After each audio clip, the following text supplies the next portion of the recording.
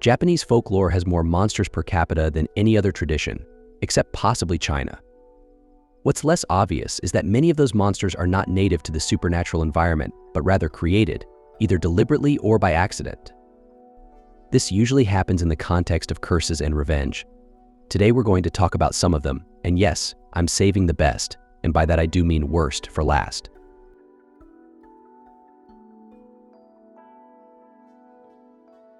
We'll start with the tatarimokke. Traditionally, the tatarimokke is the spirit of a child who passed prematurely and remains near their family in the form of a ghostly owl. If the death was simply disease or an unfortunate twist of fate, the manifestation would be mostly benign. The family would often care for and venerate the creature and make offerings to soothe the unhappy spirit. That's if the child passed in a natural death. If the child was dispatched because the family couldn't afford to feed it or simply didn't want it, then the creature was of a different nature. It would create feelings of unease and dread whenever anyone passed near it. It would also create eerie sounds and balls of fire at night to mislead and harass anyone nearby.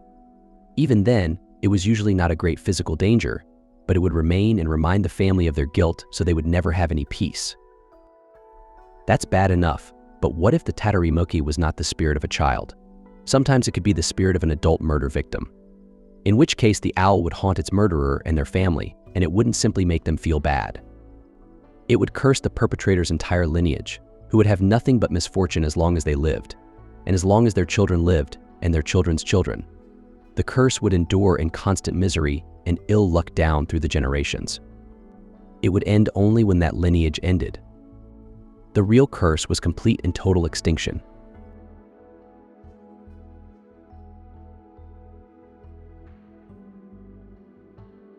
Next, we have the ikiryo. In the Heian era of Japan, it was believed that the spirits of people who were near death could sometimes leave their bodies and walk around days or even weeks before they passed. There was a term used for such events, akugaru, which meant departure. There were even people believed to possess this talent as a conscious ability. The ikiryo was a little different. It was the spirit of a person in great emotional distress, usually induced by jealousy or anger, or another strong emotion. Under such circumstances, that soul could leave its living body, often without the person even being aware of it. When this happened, the liberated spirit would seek out the cause of their unhappiness and deal with them, either by cursing them or spirit possession. In one famous story, which also illustrates that the motivation was not always jealousy or anger, a rather handsome young man of good family was simultaneously possessed by the ikiryo of two young women who had both fallen in love with him. His parents knew something was wrong by the way he tended to float above the floor, talking to two women who weren't there. While the young ladies clearly did not mean any harm, spirit possession by an ikiryo was no different than being possessed by a normal ghost in that it drained the victim's life energy. Fortunately for the young man, his parents were able to find a priest who was able to evict the two love-struck phantoms before any permanent damage was done. In another tale, the victim wasn't so lucky.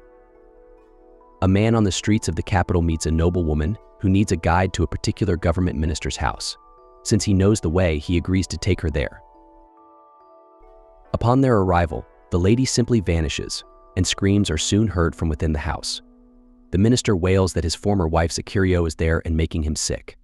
Not surprisingly, he dies very soon after. Later, the man who guided her there is moved to pay a call to the lady's house. The woman greets him cheerfully and acknowledges his aid in the matter of the late official. She then rewards him with several bolts of fine cloth for his assistance. Clearly, this is one woman who knew exactly what her ikiryo was doing. The most famous example of all was from the Genji Monogatari, or Tale of Genji, written by Lady Murasaki Shikibu and completed around 1010 CE. In this tale, Prince Genji takes Lady Aoi as his principal wife and abandons his former lover, Lady Rokujo. In her jealousy, Lady Rokujo unconsciously releases her ikiryo on Lady Aoi, which causes the girl's death. This ikiryo over time also disposes of more of Prince Genji's lovers, in addition to his son by Lady Aoi. Yet all the while this was happening, Lady Rokujo remained blissfully unaware that she had anything to do with Genji's misfortune. While this example was clearly a fictional account of an ikiryo attack, it does demonstrate that the concept of the ikiryo and its nature and habits was well established by the 11th century, and likely long before then.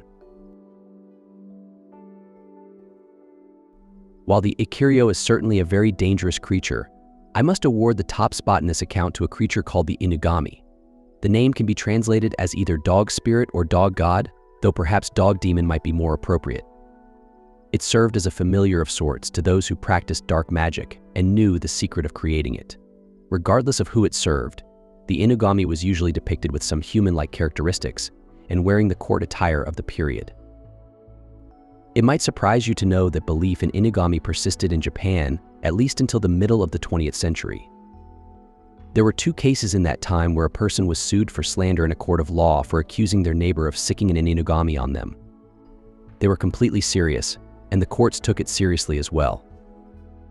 How the creature is created goes a long way toward explaining why I rank it first among the monsters associated with revenge and curses.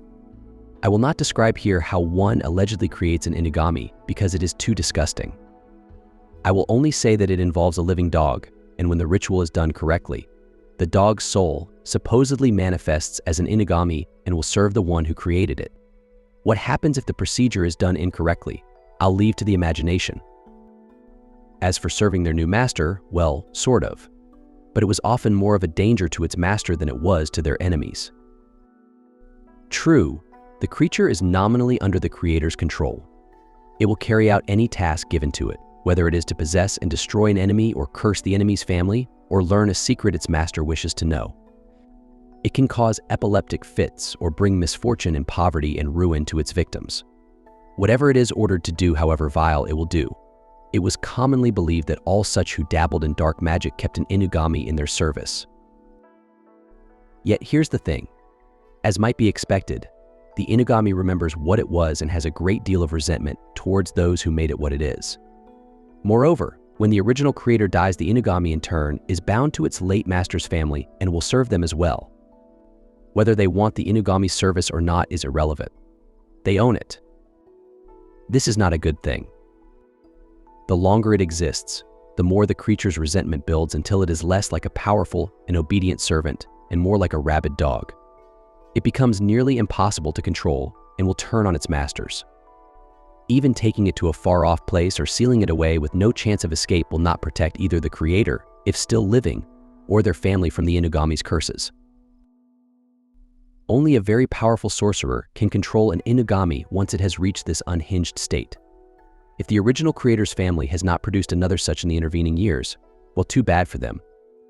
Though, considering what at least one member of their clan was willing to do in order to achieve power, one can simply call it karma. And as I've said before, karma is not fate. Karma is a debt. And it always, and I do mean always, collects.